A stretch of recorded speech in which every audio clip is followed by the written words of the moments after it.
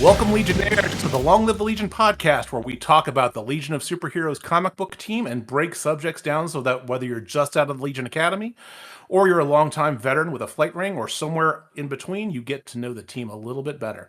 I'm your co-host, Jim. I'm your co-host, Jay. And welcome to episode 9, kind of a 9.2 episode in a way. What do we have on the board today?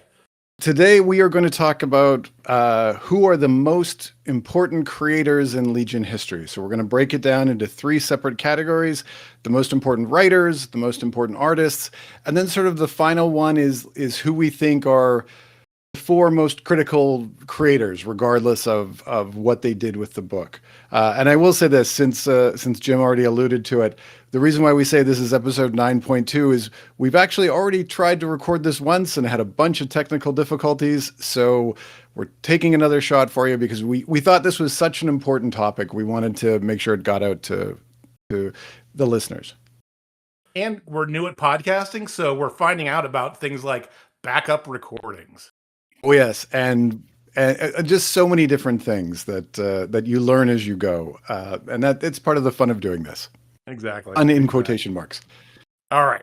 So let's go ahead and get started with things. So, when we're talking about core artists and writers, we want to keep it down because there's so many different artists and writers that are part of Legion history that have contributed so much, but we really kind of wanted to kind of align with the monumental way of doing things, right? And keeping it down to like 4 specific people under each category. So we're going to start with the writers. And so Jay, who did you have for your first writer? As I was looking over this, there's one writer that I think stands head and shoulders above everybody else, and a writer who has to be the first on this list, and that's Paul Levitz. Completely agree. So for those of you who don't know, Paul Levitz has 3 different runs with the Legion. His first run was in the 1970s, where he took over basically after Harry Bates and Jim Shooter had left, and he had this nice little run. And I'd say his biggest feat in the 70s was he was the first writer to actually do a long form story, a multi-issue continued story. So I would say if you talk about Levitz's first impact, it's that he really brought the Legion into the Bronze Age. Gone were the days of we're only writing 4 characters at a time and we're doing little 10, 12-page stories. And then with Earth War, he expanded that to a great degree. He brought in everybody. He had multiple villains. It was a very, very, very demanding thing for him to do. And for the most part, it worked. A lot of people will say the ending fell off a little bit, but I think it's a great first step. His second run is, of course, the one that he's most famous for. And that's when he took over in the early 80s, ran until the late 80s. And that's when you see the Great Darkness Saga. And that's when the Legion gets handed the Baxter book. They were one of the most popular books that DC published, one of the best-selling comics. He handled the death of Superboy, which was a gigantic event at that time. And he really elevated himself where I think, I got to be honest, if there's a Legion fan that can make a case that there's a writer more important than Levitz, I'd love to hear it, but I just can't see it happening. Yeah, I completely agree. I mean, for all the points that you stated, and he was top of my list as well, just to make sure that we're clear on that. For all those reasons. And one of the things that we've talked about before, in fact, we talked about this when we previously tried to record this, is the fact that, in addition to all these major kind of hits that he has, that he's known for all these 3 different kind of time frames, he also has that ability to be able to juggle a complex storyline using, many characters, the 20-some characters that comprise the Legion, and give everybody a voice. It may not be everybody might not have a starring role. They might not be a featured player, but they'll have a character moment at some point along a 2 or 3 issue span. Every character will have had something to say, or will have something to react to, or to handle in some way that is interesting to read. So that is part of, I think, the reason why he is such a fundamental touchstone from a writing perspective when it comes to the Legion. I mean, he set an incredibly high bar, I think, for any Yeah. Legion writer that would follow him. One of the comments that I've heard about why the Legion is so hard to write is the fact that every single character on the team has his or her or their own fans, and they want to see these characters in the books.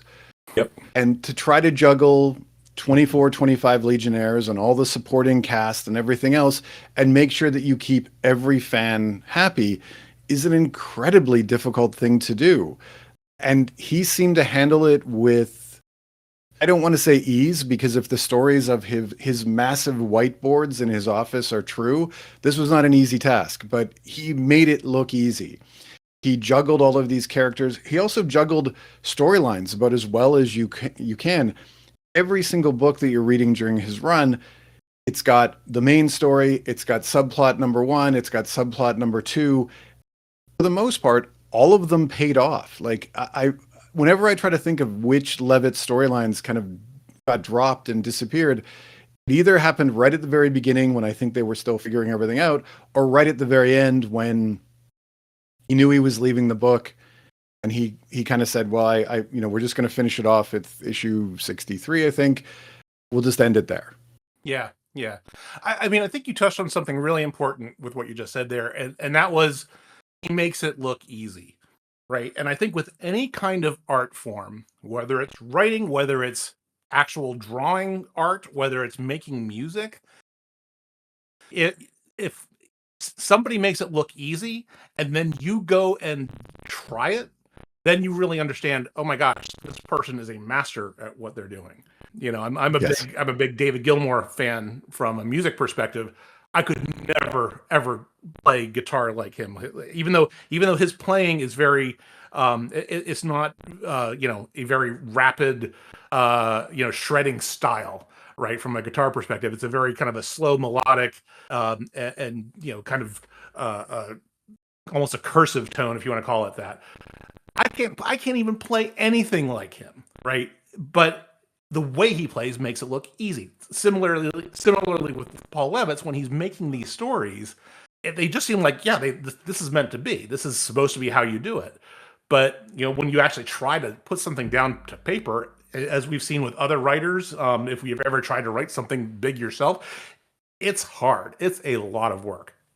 I mean, to juggle that many characters, to give them distinctive voices, to have them all connect to fans, like I think that's one of the most impressive things is there wasn't a character that he ignored or got pushed to the side, or that I mean, there was the characters that he didn't want to write, but he still gave them either graceful exits or he would still use them.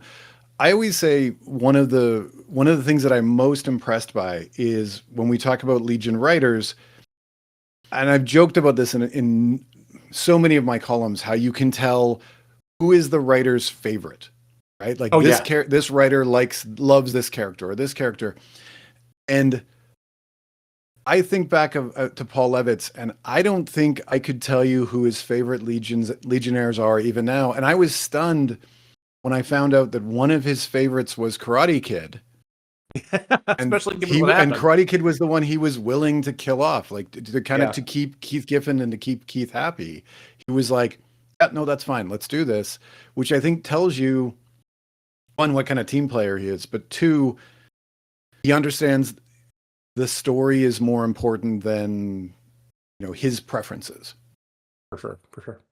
Okay, let's move on from Paul. So who's your number two? My number two, and again, I think this is another one that's incredibly obvious. And oddly enough, another writer who had 3 separate Legion runs, but really his first one is the one that's most important, and that's Jim Shooter.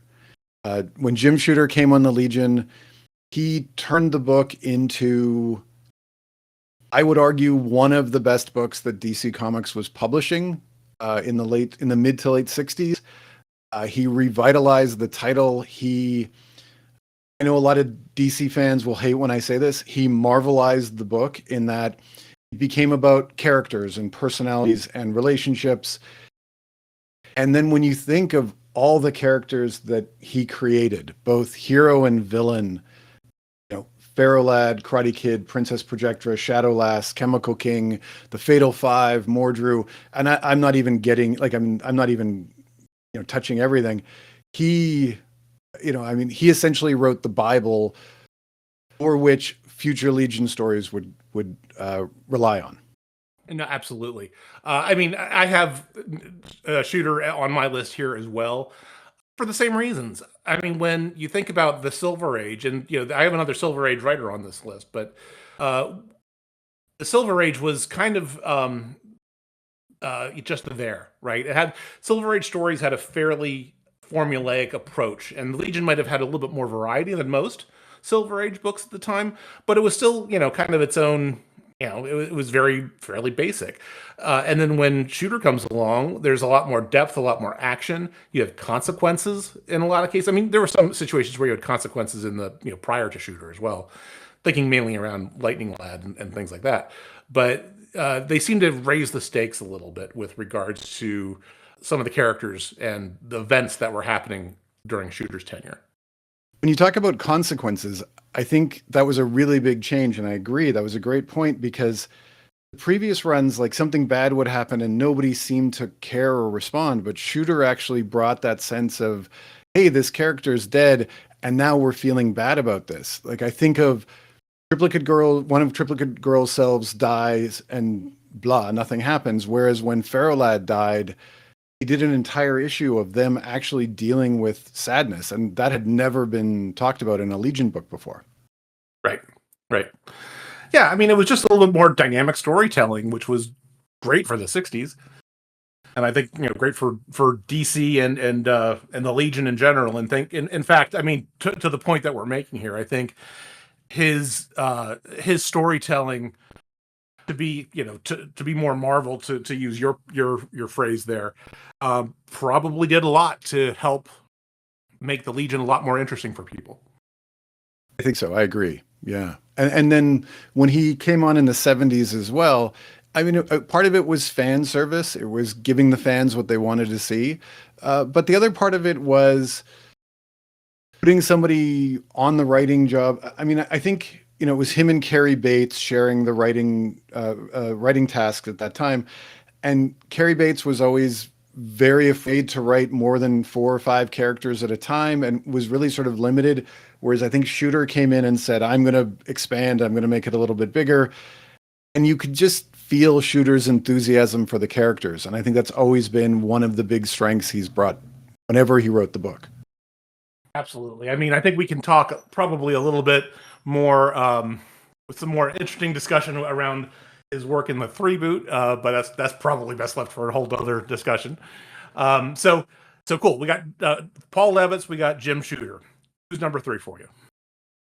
So this is where this conversation starts getting a little more interesting, because this is when I started having a bunch of challenges of who I was going to pick. And you had mentioned earlier that you had another Silver Age writer on your list. I was really struggling, so I really want to hear who was your third, like who's your Silver Age writer?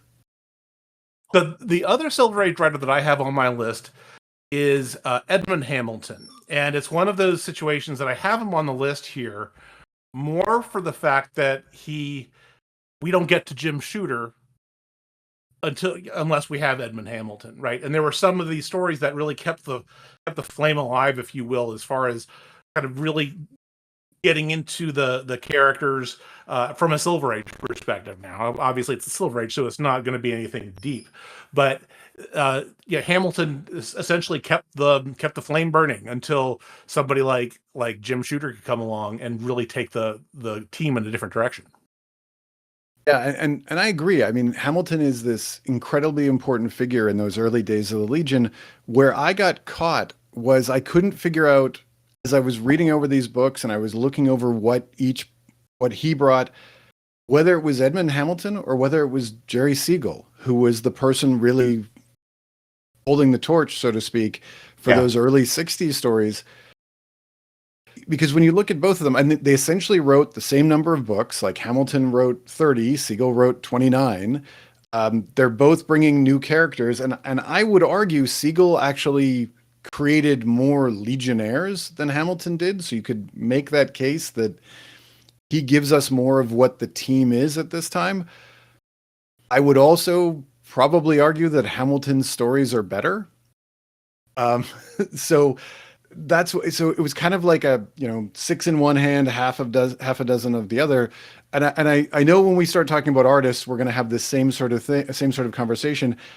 I almost want to kind of say like Jerry Hamilton or Edmund Siegel and kind of combine these two men together and say Totally. they're, combined, they're the reason why this book got to Shooter. I don't know. Absolutely. I mean, I had the same. In fact, I had the same challenge. Right? It was like, okay, who do I pick? Jerry Siegel or Edmund Hamilton? So I ended up on the Hamilton camp just because I think it wasn't as lame as a coin flip, but I think that's just kind of where I felt given some of the stories that were out there. And I think it's a really good point, is when you're looking at what are the most important stories, it's Hamilton. And then when I say who are the most important characters, and I think that's Siegel. Yep. I think I agree. And like, I'm sure we'll get feedback and people will say, how can you say that? Like, that's crazy. Because that's just how it is. But I mean, I look at the list of characters who were introduced by Siegel, and it's a ton of Legionnaires. It's the Legion of Supervillains. So he's created Lightning Lord. He's created Cosmic King and Saturn Queen, and like he was doing the villains as well. It's just that when you look at the best stories of that time, it's Hamilton. So, I think if I had to make a choice, like if you said you can't do anything, I'm going to take Hamilton. I'm going to agree with you, but I think Siegel definitely deserves some credit here. Agree. So is Siegel your number 3 or is Hamilton your number 3? Well, if I've got to pick between the two of them, I'm going to take Hamilton, but it's with Siegel in parentheses afterwards going, because I think he's so low but beneath this, and I kind of think of them as a combined unit here. So who would be the fourth person on your list? So for me, and I feel like I'm going to have to put some defense into this one. My fourth person is going to be Mark Waid. Okay, defend it.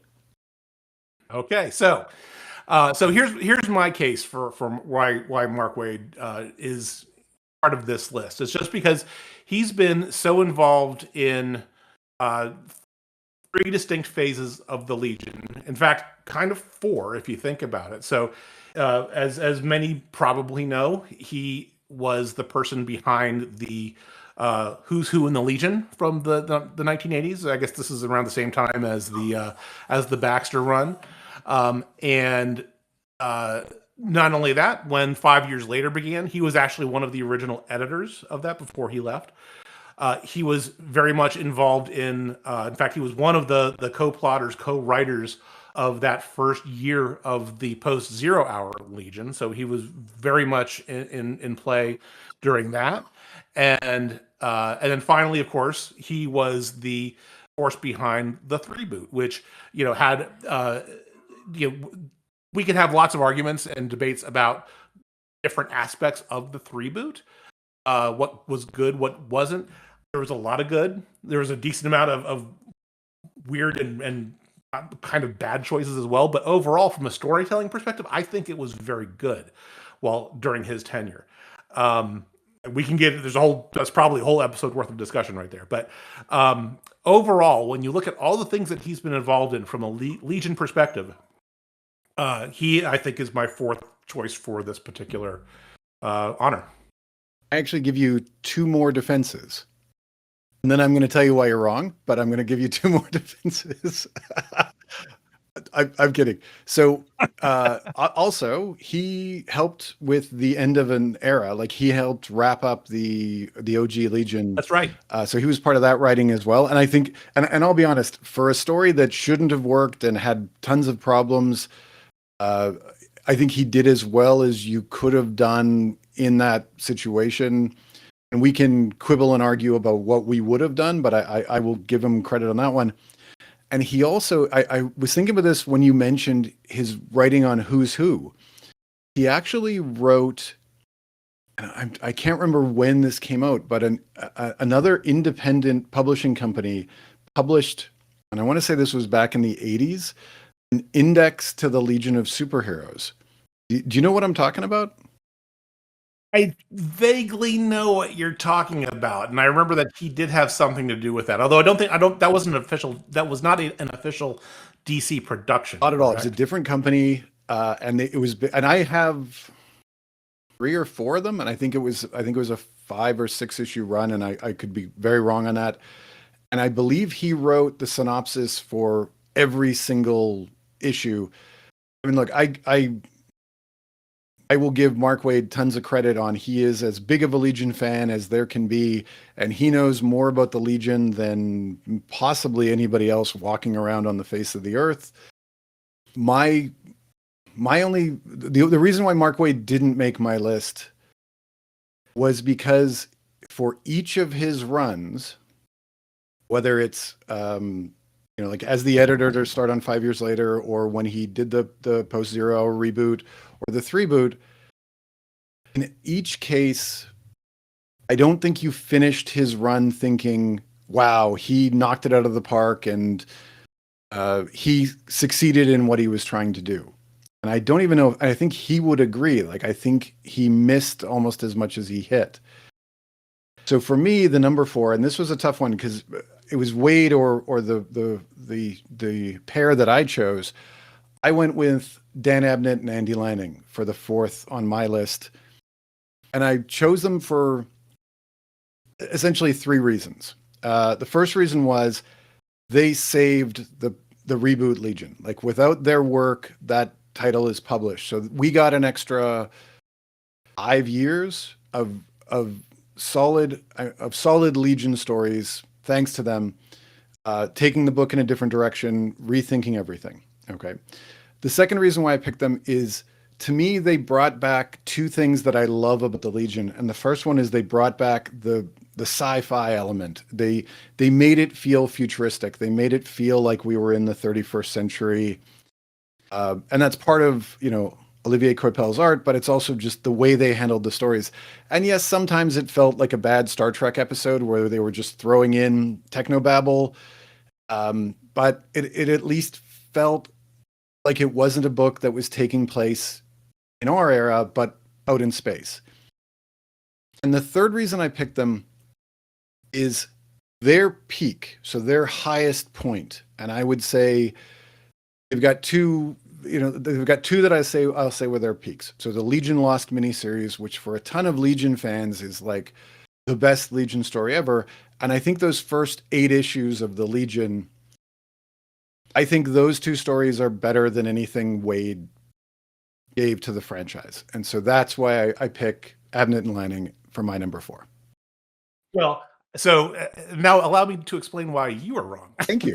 Because I am very often wrong, as my wife likes to tell me. So please. The reason that I did not pick them is more for, there's a couple different reasons. So what I see, because I don't necessarily agree that they brought sci-fi back. I think the sci-fi was always there.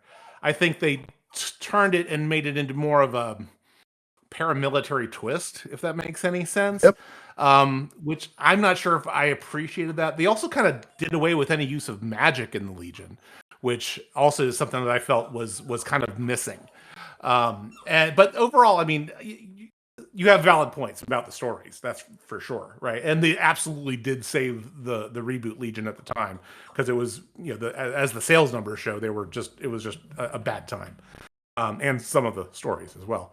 But anyway, those were kind of the reasons, and it was a little bit more grimdark than is kind of my preference. But those were the reasons why I didn't put them and went with Waid in favor. And thank you for pointing out the finishing of the end of an era piece of it, because that was that story was kind of a gut punch. And speaking of a gut punch, I apologize for my dog in the background. So if you can hear him. It's all good. I will say this. If it's Waid 4, Abnett and Lanning 5, or Abnett and Lanning 4 and Waid 5, I mean, honestly, like, to me, it's such a close argument that I hate to say this, and this is going to sound really, really horrible. After that 5, your choices get a lot tougher. Like to me, there's it's this obvious top five, and then you kind of go to, well, okay, like Birnbaum's had some good stuff in 5 years later, but they also had like really horrible stuff. And there was parts of Post Zero that with Pyre and McCraw that were great, and there's parts that were just really shockingly bad. Whereas I think with the ones that we picked, the highs are higher, the greats are greater, and for the first, I mean, I'll include Hamilton and Siegel in this. I think the first three are just so obvious choices that it's really just it's a nitpicky argument at this point. Oh, that's But that's what we do on podcasts. Since we're getting to the point of nitpicking along the writer category, we should probably move to the artist. Exactly. And I think and again, we probably offended enough people who are going, why didn't you talk about Roger Storer and he was awesome? And we're like, so sorry, moving on. Okay, so let's talk. Yeah. I mean, I love Roger Storer, but let's talk about the artists. So who is the first person on your artist list? Okay, so I'm going to go in more of a chronological progression here. So my first person is going to be probably the person who was one of the most prolific Silver Age Legion artists that really kind of established the tone. And that would be Mr. John Fort, who was one of the early Legion illustrators. Now, even while Kurt Swan was doing a lot of the covers at this time, which were fantastic, John Fort was the one doing the day in, day out, actual drawing of all these different issues in Adventure Comics. So he helped really define the look of the team and the look of the universe at the time in the Silver Age in the late 50s, early 60s. And I think he really deserves to be kind of on this list in that. I agree 100%. I don't think he gets enough attention when we talk about great Legion artists. And I don't mean this in any way to take away from Kurt Swan, because Kurt Swan's a Hall of Famer and he's the Superman artist and he's done so much great work. But without John Fort, the Legion doesn't look the way the Legion looks. From in the 30th century doesn't look like it looks. Like he invented the style and how the ships look and how the clubhouse looks, and he's the one who's building the universe in the book. And I mean, again, we'll get back to the nitpicking. If you wanted to nitpick the fact that everybody looks like they're 30, or a lot of it looks like, old Flash Gordon movies, you can. But without his work, I agree. I don't think we have the Legion. Like, kind of like what we said before, like without Hamilton or without Siegel, we don't get to Shooter. I'd say without Fort, we don't get to Swan. Yep, or probably the next people that I think we're going to have a debate about. And that would be the coin of Mike Grell and or Dave Cockrum, and to figure out which one you want to go with there for your second one is going to be a big source of debate. I ended up going with I think we ended up picking Dave Cockrum just because he took those styles that John Fort had kind of really established as far as what the Legion looks like through the Silver Age, and really modernized them into these super sexy, kind of crazy outfits that the Legion is kind of iconically known for in a lot of ways. And even though Mike Grell then took it and ran with it and drew a whole bunch of other issues through the 70s until he stopped. I think Dave Cockrum is the one that, for me, would go next in the list just because of that artistic impact. So this was a harder choice for me than the Hamilton Siegel discussion. This was one where it almost could have come to a coin toss, and because both have tons of pros, and you have to ask yourself, like, do I care more about impact, or do I care more about how much work, or do I care about how much their I shouldn't say impact, sorry, what their creativity is doing to the title. And we're going to talk about this in weeks to come when we talk about the Bronze Age. When you're rereading these Superboy comics and you go from George Tuska, who and I don't mean this as this is basically a job, and he's working quickly, and you can tell that he's getting the pages out on time. There's the issue that they did with George Tuska, where I swear Lightning Lad's hairstyle changes 6 times on a page, and then suddenly Cockrum comes in, and it's this young guy, brand new to comics, and he's making his mark on the book. And you're gonna hear us say this a lot when we talk about the Legion. When we talk about these artists, who's making the biggest mark? And Cockrum is dragging this title into the 1970s. He is changing costumes on everybody, and he's actually ignoring editorial. Like the editors like the editor was telling him, like, stop doing this, and he's like, don't care.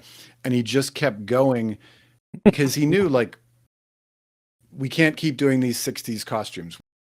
And I would argue that there's very few misses in what he's doing. Like that Starboy costume is iconic. That Phantom Girl costume is beyond iconic. Like, it is the best that character has ever looked. I have a soft spot for that Shrinking Violet 70s costume that he did. He also co-designed Wildfire, so like that's one of my, as my favorite Legionnaire, that's a big deal. And he's bringing in spaceships, and he's making it look, there's a ton of Star Trek influences, but he's just revitalizing this book. And I mention this because in the reviews I'm doing, I actually just got to the issue of the 3-boot where they do a tribute to Dave Cockrum, and they've got a new artist who I have no idea who this guy is, telling this story about Cockrum. And then they've got panels of Cockrum's art, and the Cockrum art looks so much better than what this guy's doing in 2006. And these are panels from 72, right? And you can just see how much it brings up. Now, why is this tough for me? He's only did 13 issues, and most of those issues are only like 12-page stories. So there's not a lot of content here. Whereas with Grell is, Mike Grell is taking the baton from Cockrum, and he's running with it. He is going right, and he's just continuing this, and he's, new costumes, new looks, new hairstyles. I mean, I've joked, Grell is the master of the sideburn with what he's doing with the Legion, because that's how you can tell all the, the characters no longer look the same. They're all different. He is making the team so sexy. Like, the eye candy for both sides is just off the charts. And you can see, like, the popularity is growing because of this, and it's making a name. Like Grell is making a name off this. And, absolutely. And then from a personal standpoint, and I know I'm going to get a bunch of people mad about this, I like Grell's art more than I like Cockrum's, but that's kind of like saying I like Grant Morrison's writing more than I like Mark Waid's. Like, they're both amazingly good, and I just prefer this one a little bit more. So for me, like, if I'm going to pick, as much as it pains me to say this, I think Cockrum is the more important, but man, it's close. Like, it's. Yeah, I agree. And I think, and you kind of nailed it when you said there earlier, where Dave had relatively few issues, right? But the impact that he made with those few issues spanned a decade, right? And so to me, and we're going to talk about this, I think, with our other two artists here as well. It's one of those moments where, because of the costume designs primarily and the look and the redesign, when you think of a particular era, you think, or when you, I guess, I'm not saying this very well, but when you have a particular era in mind of the Legion, you're pretty much referencing a certain person's art. And in this case, you're really referencing Dave Cockrum's designs that got filtered in through Mike Grell and several other artists at the time, right? So that's why I think, to me, it's going to be Dave. And again, like, when I think of, it's kind of funny because, like, when I think of 70s, I think of Grell first. I also look at Grell's art and I go, I can see where that's come from. Like, I can see, right? Yeah, absolutely. But I agree with you. And it's the other one as well with these two is, like, and this is another one that I go with Cockrum.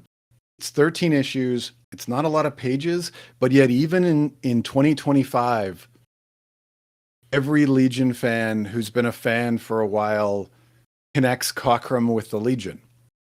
Like it's just that indelible imprint, other artists have had longer runs and other artists have done, more pages and more recent stuff. And yet nobody, like I'll give you an example. Like, I don't think as much as I really enjoyed Greg LaRocque's run on the Legion, I think he's a Flash artist. Like, that's what everybody remembers him for, even though he had 3 times the run that Cockrum did. That's why Cockrum, Yeah, and he was very good. Again, I love his stuff, and he was one of the guys who I was talking about on the list. But Cockrum is still, to this day, connected to the Legion, and with that short of a run, like, that's stunning. That he had that much of an impact. Yep. Okay, number 3. This one was the first artist that came to mind, and the one that was the easiest to pick, and it's Keith Giffen. Me too. I could spend hours talking about Keith Giffen and how much of a fan I am of his work. Even the stuff that I think is his lesser work, I still think has some amazing strengths. He has, you could argue, 4 separate eras. His first one, when he comes in and he's still in Jim Starlin mode, and he joins the team and he takes it over, makes it his own, redesigns everything, new costumes, new, changes the HQ, changes how they communicate, changes the mission monitor board, throws Interlac onto the page, and has created that language that is still part of Legion lore, and takes it, like, amazes everyone. I remember as a kid buying those issues, going, this is stunning. I'd never seen anything like that before in a comic book. And he understood. I mean, being a big Legion fan, he understood what worked.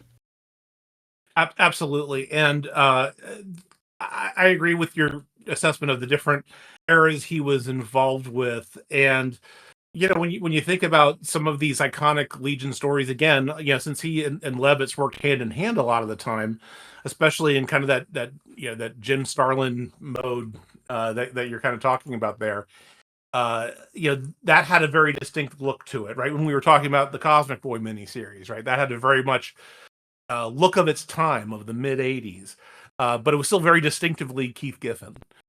And then I thought what was also interesting was that when he had his Jose Munoz phase, right, when he kind of changed into that blockier vision of the characters, which was a little bit jarring in the Baxter Legion around issue 50, where everybody was kind of chunky. That was a little bit jarring, to be honest with you. But it was an interesting choice, right? I mean, I got to respect the guy for having the guts to make that leap and to take the chance on that. But when he was the original illustrator in the 5 years later Legion in V4, it still had that same style, but it absolutely suited the mood of the story. And I think that's, to me, what is the best thing about Keith's work, is that he was able to really fit the mood he was able to set the mood of the story based on his artwork, if that makes sense. It does make sense completely. So one thing I wanted to mention, and I cannot stress this enough for anybody who wasn't reading the Legion in the 80s, when Giffen first does his switch over to the Jose Munoz style, which is, like in the mid 300s, I think, of volume 2. Shocking and surprising doesn't even begin to cover it. I remember as a fan, like, reading this going, like, who is this guy? What happened? This is still Giffen? Like, how did this change so much? And in retrospect, I can look back at it and I can admire for what he's trying to do. And ironically enough, that style fits so well. Like, Ambush Bug, that style is perfect. But yet, as a Legion fan, oh yeah, I was reading this, I'm just like, this sucks. Why have they done this? Like, why are they ruining this? But here's another one. So he comes in, redesigns everything. Volume 3 issue 50, he comes in, redesigns everything, then comes in, start of 5 years later, start of volume 4, redesigns everything. So he's redesigned the Legion 3 times. All new costumes, all new looks, all new everything. Like he is just, and I think part of it is he's like, I want to just keep bringing new ideas, bringing new ideas, bringing new ideas. And it's, and whether you like it or you hate it, and I know a ton of people who feel both ways, it's like you said, you have to admire someone who's bringing that much creativity to a book when he could have so easily just phoned in, like just said, this is what the fans want. I'm just going to keep doing it. And instead he said, nope, I got to be true to myself. And that's the thing. I mean, yeah. I mean, I don't feel like I've never felt that the 5 years later era was at all anything close to my favorite Legion era, despite some of the amazing individual stories that are told in that time period. And so it's not my favorite for many reasons, but damn, I respect the hell out of Keith Giffen for what he was able to do. Right? Even if I don't agree with some of the choices that he made or anything like that, but man, I'll tell you what, it's good stuff. Oh, I agree. Like it is, I've ranted in online numerous times in numerous columns about 5 years later. And at the end of the day, like I will still hold I'd say those first 2 years as the highs are so high. Like there are some of the best individual stories ever. And that Giffen's, responsible for almost all of that. And even if I think he's missing because he's swinging for the fences. Like he's not missing to be safe. Yeah. He's missing to push the envelope. I started kind of really appreciating him more as we've been kind of doing these discussions, right, and talking to other folks online and things like that. Where I think originally going in, I'm like, oh yeah, I never liked the way they changed the look, and then you think about it, and you think about kind of the story and totality of the art with the story and what the story's trying to say, and it's like, wow, that's really cool. It's just really well done. Another thing I always like to mention, and this will be my last point about Giffen because we could go on for a long time. I don't think he gets enough credit for being one of the best breakdown artists, one of the best storytellers that has ever worked in comics. Yeah. He knows how to lay out a page, how to guide the reader's eye, how to maximize what you're looking at. And one thing that really connected with me on this, I was listening to a podcast a little while ago. They were talking to Matt Wagner. And I don't know how familiar you are with his work. He's got a very heavy inking style and a very minimalist style. In a lot of cases, I mean, it's very weird to say Matt Wagner and Keith Giffen are similar, but there are a little bit there. And Wagner was talking about how you want to control how quickly the reader's eye moves over the page because that's telling the story. So if you want to speed them up, there's less information. He said one of the things that those big pages with tons of characters and all the little cross hatching and everything, he's like, the picture's beautiful, but it slows everything down. So like the reader basically stops and goes, okay, I'm going to stare at this panel for 5 minutes. And he said sometimes that works and sometimes that's not what you want to see. And I think Giffen was a master of getting you through the story. This is how you go. And then you think of all the artists who worked over his breakdowns and learned from him, and there's so many, even just on the Legion. Yeah. Anything else you wanted to add about Giffen before we move on?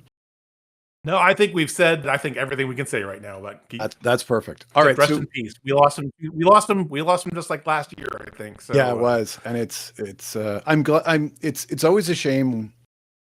It's not until somebody passes that people realize how good he was, and he was definitely in that category. I mean, I remember reading a comment. Sorry, we are going to keep rambling about Giffen.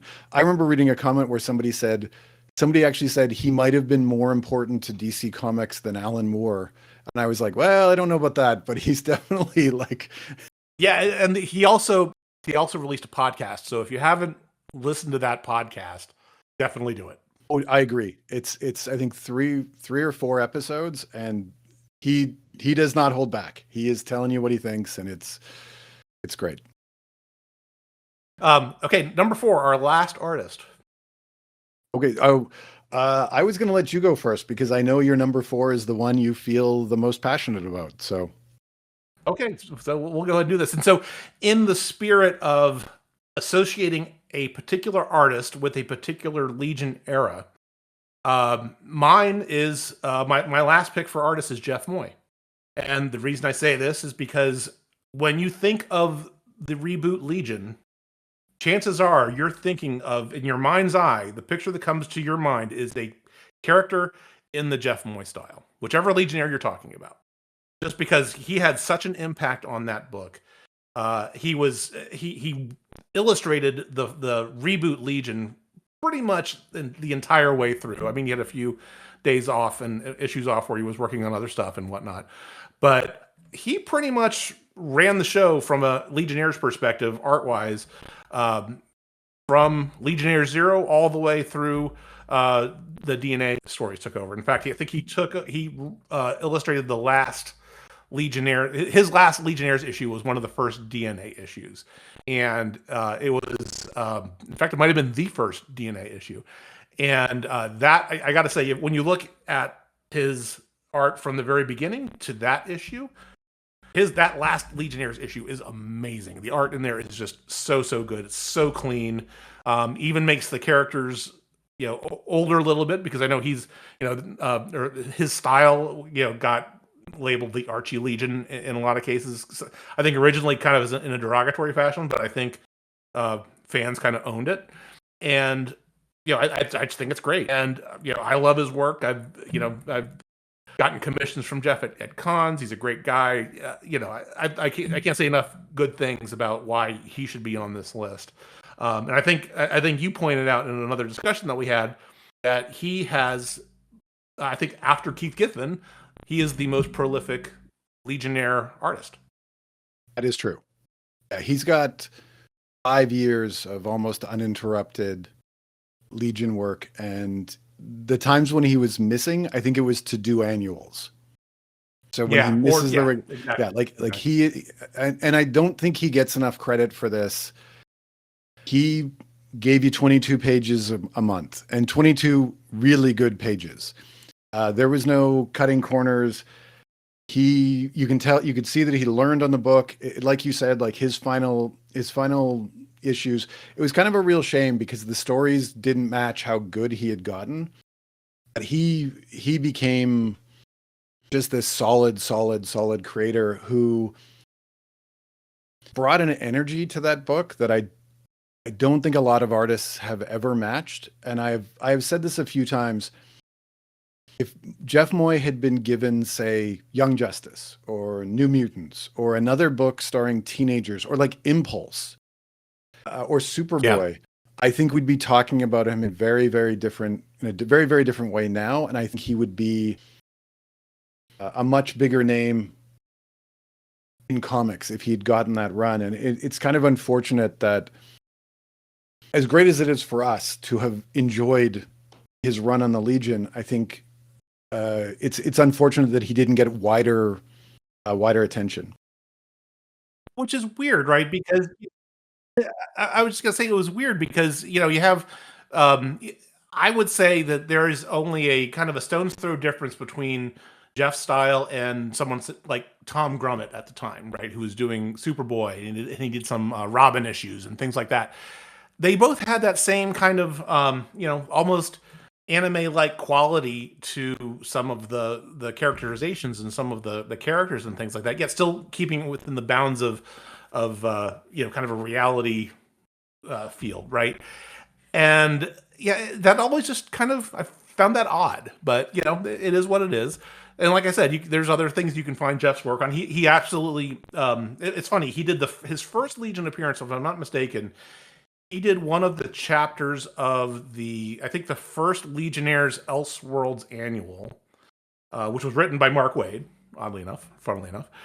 And then his last Legion appearance was he with his brother illustrated the Star Trek and Legion crossover that released back in the mid-aughts, I think, which was a fantastic book, which we should also talk about at some point, by the way. Yes, that'll be something we can add to our ever-growing list of possible topics. So Yeah. for fans out there, we aren't running out of subjects. We've got tons of stuff to talk about. I was trying to think of of what else to say about Jeff Moy, because he really is. I don't think he gets enough credit for the fact that he made the Legion look the way they look their ages. He drew them as teenagers. I think he beat the anime impact. He was probably a little bit too early. And I wonder if he had kind of entered the industry maybe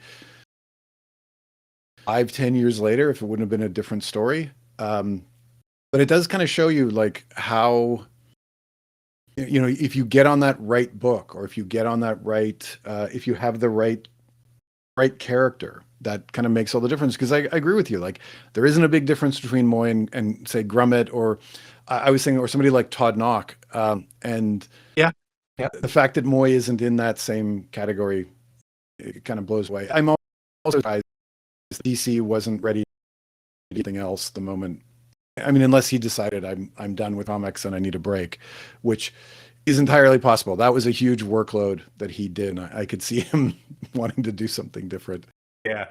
Another thing I'll say about, I was just gonna say another thing to say about Jeff is, and this is so at the time, I guess this is 1995-ish or so. This is when online fandom was just really starting to kind of to pop. Jeff was really good with the fans, right? He would go on to the AOL chats with the writers. So Tom Payer and Tom McCraw would be there too, and answer fan questions and give little hints about what's coming, things like that. So that was always kind of cool. So he's very very fan approachable, right? Or fan, meaning fans could ask him questions, and you can still see him today at conventions and get commissions and things like that, which I highly encourage if you can afford it, because he produces some great stuff, and that's I think that's I guess my case for Jeff and why I think he should be on that list. It's funny. I knew you were going to pick Jeff Moy, and I was fairly certain he was going to be number 4. And I went down the list of artists, and I was trying to think of who I would pick to knock Jeff out of the number 4 spot, just because I didn't think you could do anything with the other 3. And I have to be honest, I don't have a rebuttal.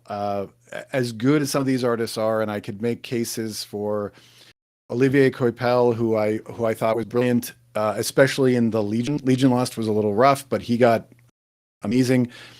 Or I could make a case. I mentioned Greg LaRocque before, or if I wanted to push Kurt Swan up above that.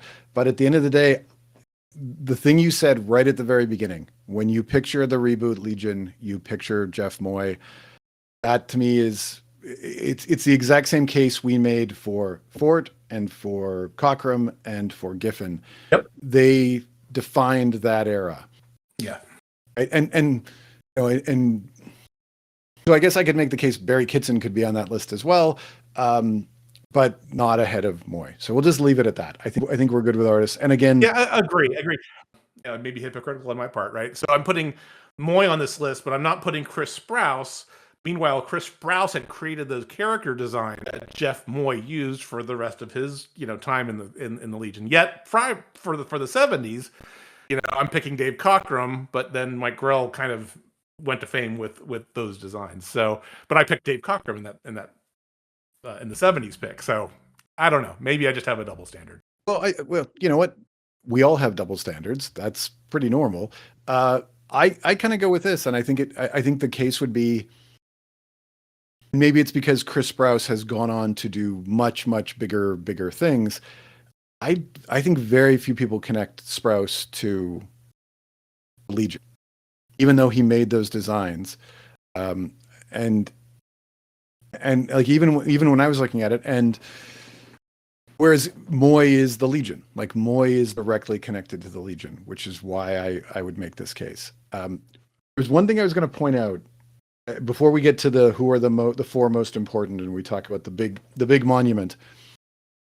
I find it interesting that Abnett and Lanning are the most recent people we're talking about. I guess Wade, sorry, with 3 Boot.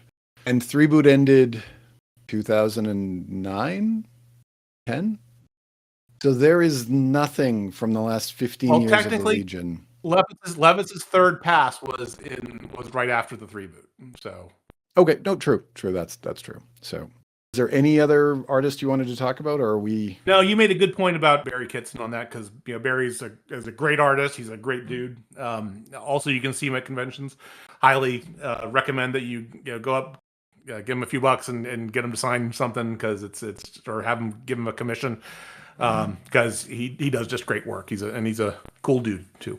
So And his redesigns on Three Boot. I'll just because we didn't say enough, and I am a huge Kitson fan.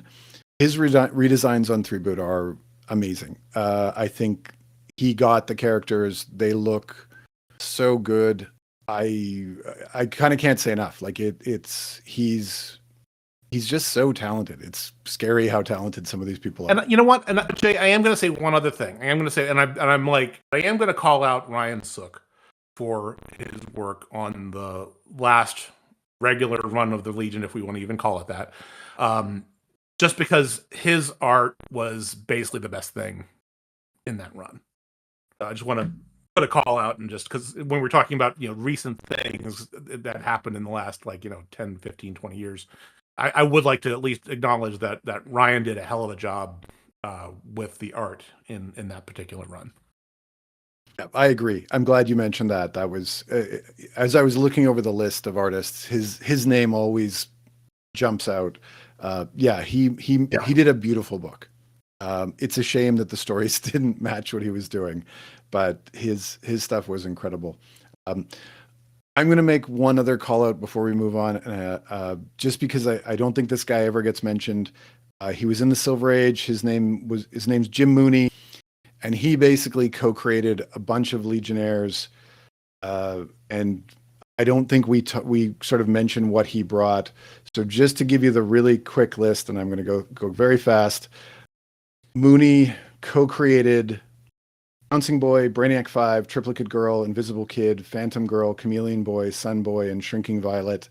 And I'm probably missing something there, but nobody ever talks about him. So let's just give him his 1 minute of, hey, this guy was pretty darn good back in the 60s. I want you to explain them. I don't want to say Memorial 5, so I'll say the So let's say that we could create a monument in a mountainous region and put four heads on a mountain that didn't involve any kind of weird land theft or nativism or anything like that. And we could honor our four most important Legion creators. We've talked about a lot of people today. So I'm going to boil it down. Let's get down to four specific people that get up on that mountain out of all these people that we've talked about. So in the spirit of this mountain, right, that is out there today, there's actually some particular method to the madness of why the four presidents were chosen for that particular mountain. And that was to represent birth, growth, development, and preservation. So in the spirit of that, in the spirit of those four aspects, I wanted to pick four Legion creators that reflected that. And interestingly enough, we've talked about three of these people, but we haven't talked about one of them. And that first person who would represent birth, so the birth of the Legion, the concept of the Legion, that person would be Otto Binder, right? He was the person who wrote the initial story of the Legion of Superheroes, and only wrote a couple of other stories, maybe only one other story for the Legion in its entire time frame. But without Otto Binder, without his first adventure comic story, we don't have a Legion. So I wanted to make sure that we called him out for that particular role of the start of this particular super team in comic books. I can't argue with that. And so when we move on from birth, the next category would be growth. And for that, this is another person that we've already talked about. I picked Edmund Hamilton on here because, as we talked about at length with regards to Hamilton, uh, he was very much involved in some of the very important stories that happened in that early Silver Age. And then once we shift out of there, we're going to go into development. So this is how how do you make that group a little bit more interesting and evolve it somewhat, right? And that would be Jim Shooter, right? Because we talked about how once Hamilton was done, Jim Shooter gets the book eventually, and he kind of takes it in a new direction. So he's really helping mature the stories as the readership is maturing, right? So he's kind of along with the ride since he's a teenager, so he knows what those teenagers like to read, and so he's helping with that. And then our last person, again, somebody we've talked about to talk about preservation and making sure this is something that can move into the future, is Paul Levitz, for all the reasons that we talked about. I mean, he's a person that really took the Legion and took those stories that had been elevated from a Jim Shooter perspective and really took it to a new level. When you mentioned Earth War that he started with, that's amazing stuff. He married Lightning Lad and Saturn Girl. He the lead up to the Great Darkness and the Great Darkness Saga and the Baxter run. I mean, it's just amazing stuff. They're all touchstone moments of Legion history that everybody that has read the Legion will never forget. And if it's something that, if you're new to the Legion, this is stuff that you should read. Anything by Paul Levitz, you should read. And that's my case. All right.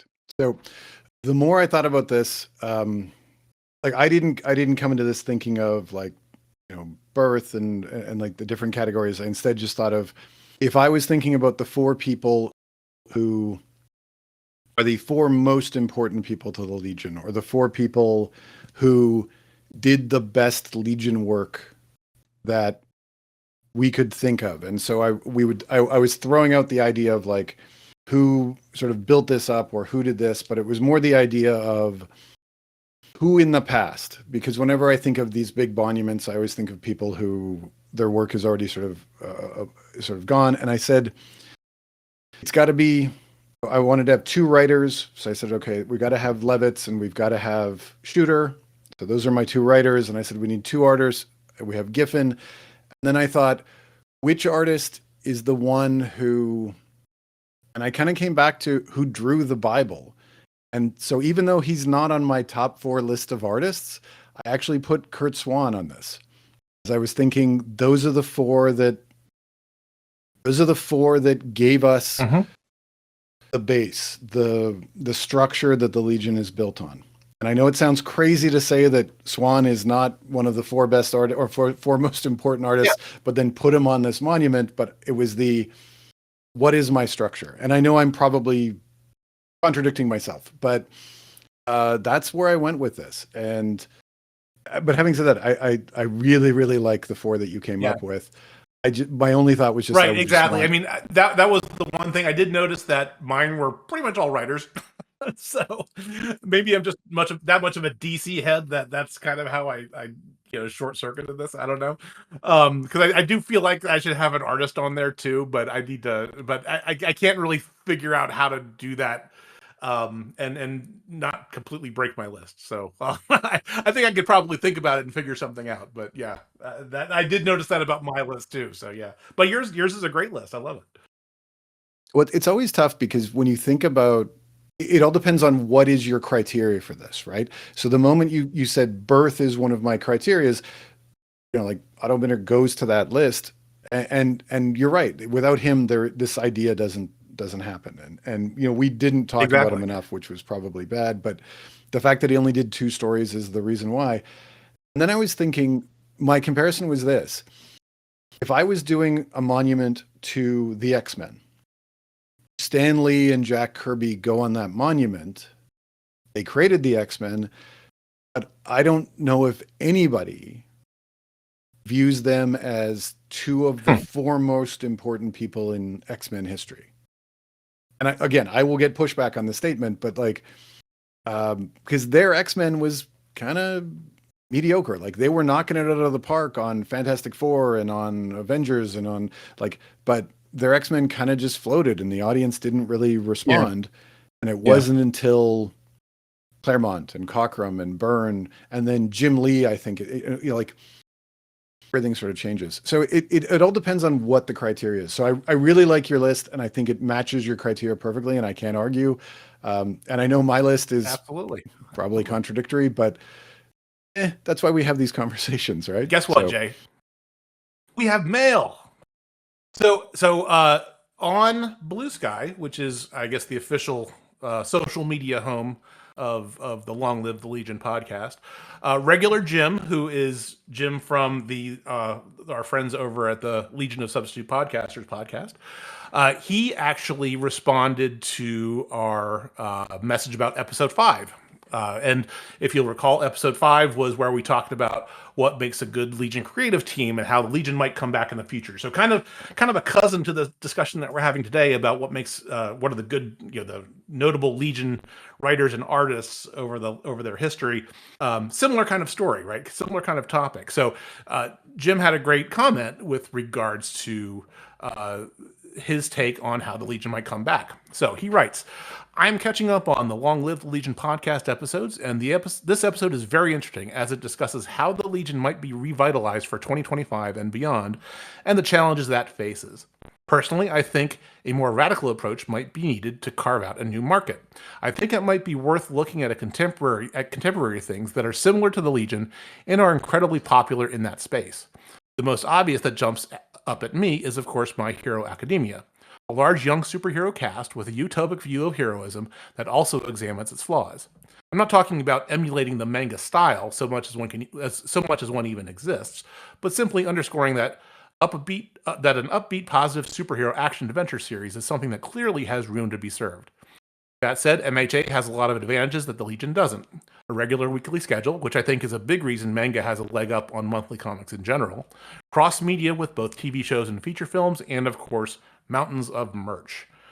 I think an underappreciated fact by longtime Legion readers is that Legion got a cartoon in the 2000s, and while I think we often see that as a footnote, it undoubtedly made some impact on the cartoon watchers of the aughts that is laying in wait to be reopened. So what is my takeaway here? I don't know, but I feel like looking only back at the Legion as it's been is a mistake that will only lead to repeated wheel spinning.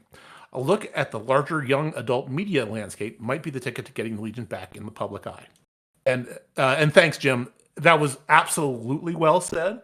I have not read My Hero Academia, but it is now on my list because of the what you posted here. The pictures that you posted are half the reason that I'm interested in picking this up now. But I think your overall point is exactly right. I think my point with regards to where the Legion needs to go is around making sure we have all those characters that we've accumulated over the past from all these different versions. But yeah, I think we absolutely need to move forward. I love the idea of these teams and taking a young adult view of this. I was also thinking about the comment that Jim made here about a weekly release, where in the 90s, right, we had kind of a bi-weekly schedule release where we had Legionnaires and then Legion of Superheroes every 2 weeks. And at the time, that did a lot to be able to flesh out the characters and the stories and things like that. I think the point of having a more frequent release is an interesting idea, and I'm all behind it. So it was a great comment. Thanks for writing in, Jim. I appreciate that. I love the idea of the optimism. I think when I think of the Legion, I think of an optimistic future. I think of that dream of a better day. And I'll be honest, with what's going on in the world today, the more optimism we get from our entertainment, the better. And I think it's needed. To talk about the idea of like a weekly or a bi-weekly, and I don't know if I mentioned this when we talked about what Legion would look like, but I'm really surprised DC or Marvel with their online, like with their digital apps, they haven't played around with that concept and just said, you know what, if you're a member, like if you've got the membership, you're going to get these weekly releases, and it's only going to be 6 pages or whatever, like whatever the artist and the writer can, and we're going and kind of throw away the, hey, we have to have these super complicated panels with like kind of like what I mentioned before when I was talking about Giffen and Wagner. Simplify it a little bit and just pump out this content and say like, hey, every week you're going to get this, and then see who's reading it. Like if a bunch of people are getting free content, and maybe that's how you build a fan base. I think DC and Marvel have been so tied to this monthly publication style for so long that they're something afraid new, to look something new, into exactly. what the people actually want to see. Yep, and I also think it's also interesting. I think that his comment about the animated series from '06 is also very interesting. I mean, it's good to wonder how many fans came from that, because that had I love that series, and that's yet another topic we should probably talk about, because it's a fun watch. I love that show so much. But yeah, I mean, if it, Well, I made this comment.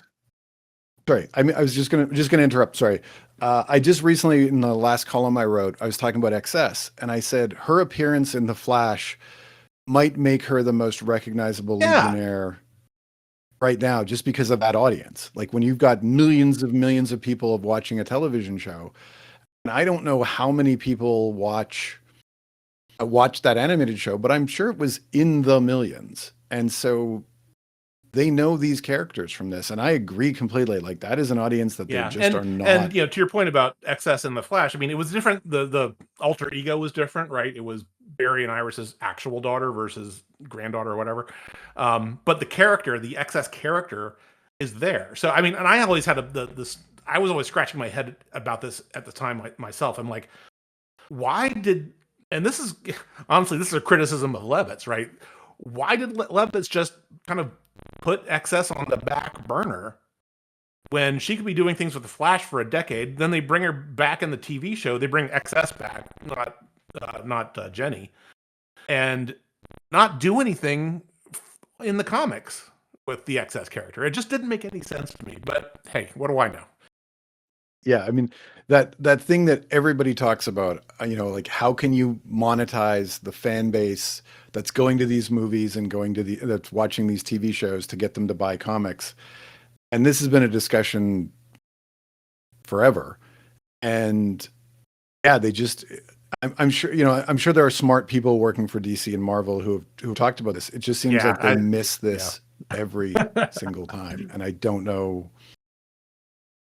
I don't, I don't know if it's that they're just stuck with this or that the companies don't want to spend money or, like I said, like what blows me away is when, like when say Avengers Endgame came out, right? And you're making $1 billion worldwide and there weren't free copies of Avengers comics, or you got free access to unlimited with the purchase of a ticket. Like how they didn't do something to get people to read their stuff, I still shake my head. But again, we could rant about this. There was one more thing we wanted to talk about today, and I'm going to hand this off to you. And this is our new. Yeah. So as of well, I guess technically as of the last time we recorded, but we are officially announcing on episode 9 here that the Long Live the Legion podcast is becoming part of the Certain Point of View podcast network. So if you are at all familiar with the CPOV folks, it's a great bunch of podcasts. So if you've ever listened to the Men of Steel podcast with Case and J Mike, they talk about all things Superman related or Superman adjacent, or even things that are even just remotely about Superman. They talk about all kinds of subjects, and it's a great listen. And sometimes the Legion is even mentioned. I've been on there a couple times talking about a couple of Legion things. It's a great podcast and it's a lot of fun. Another big favorite of mine is the Another Pass podcast, where Case and Sam go through and kind of break down movies from pretty much anytime anywhere from the 70s and 80s all the way up to today, and kind of break it down and talk about what worked and what didn't, and how they would do things a little bit differently. So they're fun. So we're joining the family, and we're happy to be there. And thanks, Case, for joining. And we hope to have you on the podcast very soon. Yeah, no, I couldn't be more excited. It's great to find a group of people who love this stuff as much as we do. And that's the one thing that really leaps out when I listen to any certain point of view podcast is they are fans just like us. And I think it's going to be great. It's great being part of that. And yeah, I mean, if, fingers crossed one day might come where we, like comics always do, there might be a crossover. So no idea right now. I think that's it for today. We've gone very, very long, but it was a big topic to talk about. So where can the listeners find you, Jim? All right. Well, I have my Legion Reviews website at the at jimboslegion.blogspot.com, where I try to post one new comic a week that is somehow Legion related, and I am well behind on that. I'm probably like a month behind at this point. I'm slacking off. You can find me personally on Blue Sky at jimbofett.bsky.social, on Reddit at jimbofett87, and on Discord as jimbofett on the Legion Fan Club Discord server. How about you? Sorry, I was going to ask before we move on, can you tell them how they could join the Legion Fan Club Discord server? Yeah, absolutely. So what you can do is, so if you follow me on Blue Sky or on Discord, just shoot me a message, a direct message. Happy to send you an invite, and you can come along and join the fun and join the discussions. And I got to say, it's I am bad at social media at the best of times, and the Legion Fan Club on Discord I participate and I leave comments, and there's some great fans and some really smart conversations going on. So I would highly recommend, if you love the Legion and you're looking for like-minded people to get into the minutia of some of this stuff, please hit up Jim on this, because it's I'm glad I joined. So, and I recommend it highly. So for me, if you want to find me online, I write a weekly column where I cover two issues a week. You can find that at jmlonglivethelegion.blogspot.com. I'm currently working my way through the 3-boot. So I will now feel guilty for the rest of the day that I didn't talk about Barry Kitson enough when we were talking about artists, because I think every week I'm writing how good these look. If you want to find me personally on Blue Sky, I am at jmckiernan.bsky.social. If you want to find me on Discord or on Reddit, I go by the username Drake Burrows, which every Legion fan knows why. And if you want to reach out to the podcast itself, we have our own email address. It is longlivethelegion2025@gmail.com. And we love to hear your comments. Absolutely. And also, if you want to reach out for the Legion Fan Club Discord, you can also use that address as well. If you also want to follow the podcast on B-Sky, on Blue Sky, we are at longlivethelegion.bsky.social. And you can always feel free to comment on episodes there and talk to us on Blue Sky, just like regular Jim did. So I think that'll do it for today. And until next time, long live the Legion. Long live the Legion. Hey, Nerf herders. You sure you want to go with that? Hey, everyone. There we go. More inviting. Have you ever had a movie that you really wanted to love, but something holds you back? Or one that you did love in spite of a flaw? Well, I'm Case Aiken. And I'm Sam Alisea. And on Another Pass, we sit down with cool guests to look at movies that we find fascinating. But flawed. And we try to imagine what could have been done when they were made to give them that little push. We're not experts. We just believe in criticism. Constructive criticism. Sure. So come take another pass at some movies with us. And every now and then, we can celebrate movies that did it on their own, too. You can find us at certainpov.com or wherever you get your podcasts. Pass it on.